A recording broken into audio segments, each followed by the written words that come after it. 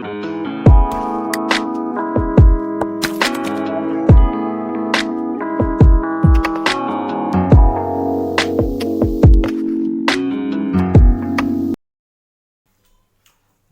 Back to एनसीजीसी। मैं सैयद तकी हसन नियाजी एक बार फिर आपका खैर मकदम करता हूँ। तो जैसा कि मैंने आपको बताया था कि मैं इंग्लिश पर एक सीरीज़ चलाऊँगा, तो उसी सीरीज़ की बेसिक में दूसरी वीडियो लेके आपके सामने हाजिर हूँ।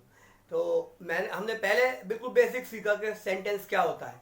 तो हमने सीखा कि सेंटेंस क्या है, a group of word which make a sense is called sentence. शब्दों का वो समूह जिसका अपना सेंस हो उसको सेंटेंस बोलते हैं। आज हम ये जानेंगे कि कैसे एक सेंटेंस कभी सिंपल सेंटेंस कहलाता है, कभी वो टेंस बन जाता है, कभी मॉडल होता है और कभी डेली यूज एक्सप्रेशन होता है यानी ईडियम और फ्रेजेस होता है। इन सभी को मिला के जब हम बोलते हैं तो स्पीकिंग के लिए ये सारी यूनिट्स बन जाती हैं। इन सबको सीख लीजिए तो आपको स्पीकिंग में कोई प्रॉब्लम नहीं आएगी। और आने वाली वीडियोस में उन सभी बच्चों को बहुत फायदा मिलेगा जिनको अब तक टेंसेस से डर लगता है, या उनको जिन्हें लगता है टेंसेस कुछ नहीं है पर कंपटीशन में जाते हैं तो फेल हो जाते हैं, टेंसेस नहीं कर पाते हैं। तो हम टेंसेस को भी बेसिक से एडवांस की तरफ सीखेंगे। उनका स्पीकिंग में यूज कैसा है, ग्रामर में कैसे यूज है, एग्जाम में किस तरीके से क्वेश्चंस आते हैं, मॉडल्स क्या होते हैं और डेली यूज एक्सप्रेशंस क्या होते हैं। तो सिंपल सेंटेंस की बात करें तो ऐसे सेंटेंस जिसमें सब्जेक्ट ने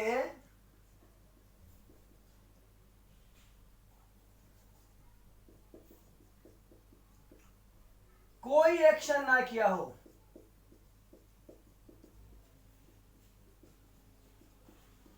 ठीक है, किसी तरह का एक्शन कोई काम नहीं हुआ हो, तो क्या हुआ है अभी आगे डिटेल में देखेंगे। यानी किसी के बारे में राय दी गई हो, स्टेटमेंट दिया हो, सिर्फ इसमें ऐसी कोई बात हुई हो, किसी तरह का एक्शन नहीं हुआ हो। और जब एक्शन होता है तो सेंटेंस या तो मॉडल में बदल जाता है, टेंस में बदल जाता है, या मॉडल्स में बदल जाता है, ठीक है, या डेली यूज एक्सप्रेशन भी हो सकता है। तो पहली बात करते हैं टेंसेस क्या है। टेंसेस जब किसी भी कर्ता के साथ कोई एक्शन होना पता चले तो टेंस है। बाकी टेंस पर अलग से वीडियो अब लाऊंगा आगे एक एक करके, इसी फॉर्म में सीखेंगे हम। आप डेली मुझसे जुड़े रहिए बस, और घर बैठे सीखते रहिए इंशाल्लाह। सारे बेसिक से लेकर एडवांस तक सारे टॉपिक, स्पीकिंग से लेकर ग्रामर तक, सब आपको इसी चैनल पे मिलते रहेंगे टाइम टू टाइम। तो टेंसेस को कैसे यूज करेंगे आगे सीखेंगे। अब मॉडल्स क्या है, तो मॉडल्स दो चीजों से बनता है। एक मेनली पॉसिबिलिटी की तरफ इशारा करता है या प्रोबेबिलिटी की तरफ, यानी संभावना या अनुमान। तो जब हम किसी सेंटेंस में किसी बात के होने की संभावना व्यक्त करते हैं तो मॉडल का यूज करते हैं। इसको भी आगे सीखेंगे कैसे। जैसे यू कैन डू इट, तुम कर सकते हो, वी कैन डू इट, हम कर सकते हैं, यानी ये हमारी अनुमान है, पक्का नहीं है। जैसे ही पक्का हो जाएगा तो टेंस हो जाएगा। मैं करता हूं तो टेंस है, मैं कर सकता हूं तो मॉडल है। आगे और डिटेल में सीखेंगे। अब डेली यूज एक्सप्रेशंस वो होते हैं जो रोजमर्रा में हम जुमले बोलते हैं जिनको वर्ड टू वर्ड ट्रांसलेट नहीं किया जाता। वो कुछ ईडियम्स भी होते हैं, कुछ फ्रेजेस भी होते हैं, पर उनको कभी वर्ड टू वर्ड नहीं किया जाता। अब अपनी जबान में जब आप मुहावरे बोलते हैं तो क्या उन मुहावरों का अर्थ वही होता है जो मुहावरे होते हैं? 9 2 11 का अर्थ क्या 9 + 2 होता है? नहीं ना। तो इसी तरीके से इंग्लिश में भी बहुत से ऐसे ईडियम्स हैं, वो मैं उसकी अलग से वीडियो अब जब बनाऊंगा तो बताऊंगा। तो इस तरीके से पता ये चला कि हमें सिंपल सेंटेंस सीखना है, टेंसेस सीखना है, मॉडल सीखना है और डेली यूज एक्सप्रेशंस को सीखना है। इनको सीखने के लिए जितने ग्रामर के रूल्स आएंगे टाइम टू टाइम उनको सबको सीखते चले जाएंगे।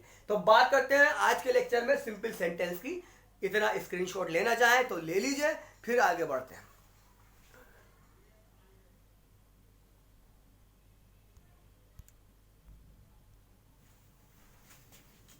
तो अब बात करते हैं सिंपल सेंटेंस की। तो ये सिंपल सेंटेंस मैंने आपको बताया वो सेंटेंस जिसमें किसी एक्शन के, किसी बात के होने का, घटना के होने का ना पता चले, ठीक है, सिर्फ राय दी जाए या किसी बारे में स्टेटमेंट दिया जाए वो सिंपल सेंटेंस होते हैं। देखिए हम जब किसी बारे में बात करते हैं या तो कोई स्टेटमेंट देते हैं यानी किसी के बारे में बताते हैं कि क्या एक्शन हो रहा है, वो सॉरी बताते हैं कि आदमी कैसा है क्या है, या फिर उसका अधिकार या पोजीशन की बात करते हैं कि उसके बारे में क्या है। जब एक्शन नहीं होता तो हम क्या कहते हैं, वह बीमार है, कोई एक्शन नहीं हुआ। वो अच्छा आदमी है, कोई एक्शन नहीं हुआ। उसके पास कार है, कोई एक्शन नहीं हुआ। तो इनको दो हिस्सों में करके पढ़ते हैं, एक पोजीशन, दूसरा स्टेटमेंट। अब स्टेटमेंट भी तीन तरह का हो जाएगा, प्रेजेंट में होगा, पास्ट में होगा या फ्यूचर में होगा। तो हम इसमें जब कभी भी प्रेजेंट में लाते हैं तो इज एम आर लाते हैं, पास्ट में वॉज वर लाते हैं और फ्यूचर में विल बी या शेल बी लाते हैं।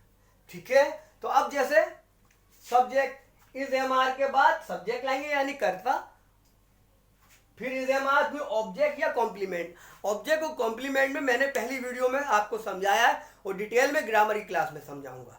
तो ऑब्जेक्ट और कॉम्प्लीमेंट डिटेल में कैसे समझते हैं, तो अभी उसको देख लीजिएगा कि ऑब्जेक्ट और कॉम्प्लीमेंट ना समझ में आया होगा। तो अब देखिए, वह, आप जानते हैं कि वह लड़का है तो ही, और लड़की है तो शी। तो सबसे पहले वह तो हो गया ही, इन तीनों में से एक, ही के साथ इज आता है, इज।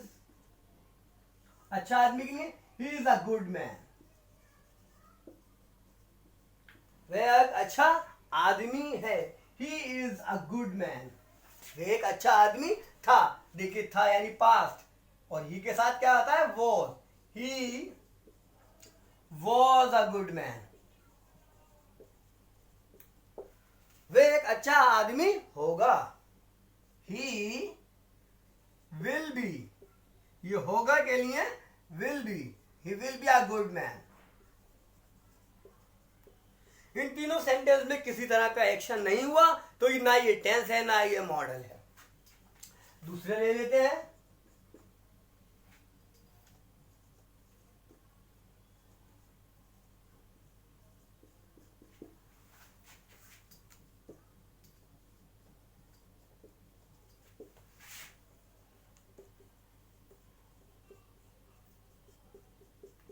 वह खुश है, वह खुश था, वह खुश होगा, कोई एक्शन नहीं है, सिर्फ एक स्टेटमेंट है, राय दी गई है।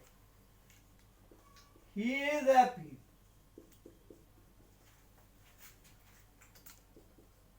he was happy,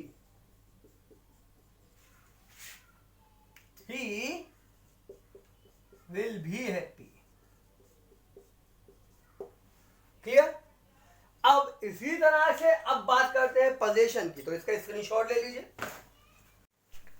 तो अब बात करते हैं सिंपल सेंटेंस के दूसरे टाइप यानी पोजीशन की।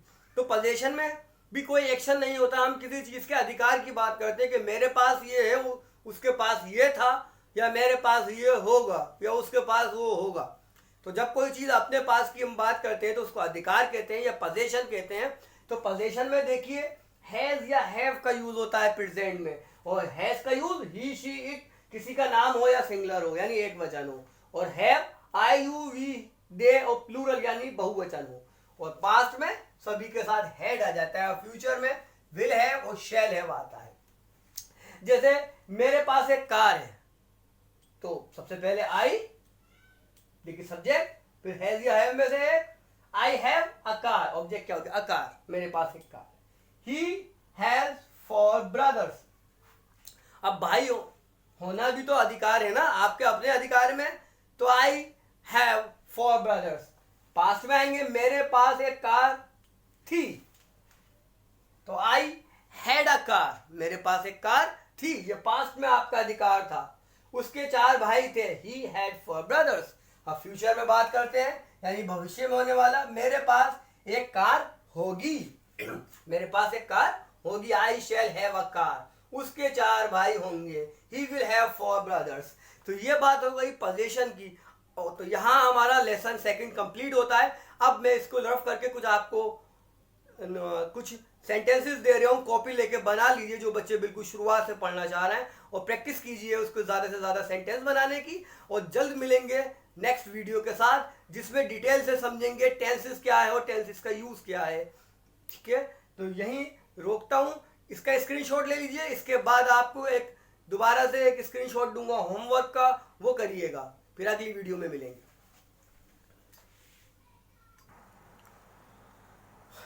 तो ये रहे कुछ सेंटेंसेस जो आप घर बैठ के बनाइए और अपनी कॉपी में नोट कर लीजिए और अपने घर के छोटे बच्चों को भी सिखाइए और उन लोगों को सिखाइए जिनकी पढ़ाई छूट गई है, उन तक ये वीडियो पहुंचाइए। तो अगली वीडियो में जल्द मिलते हैं।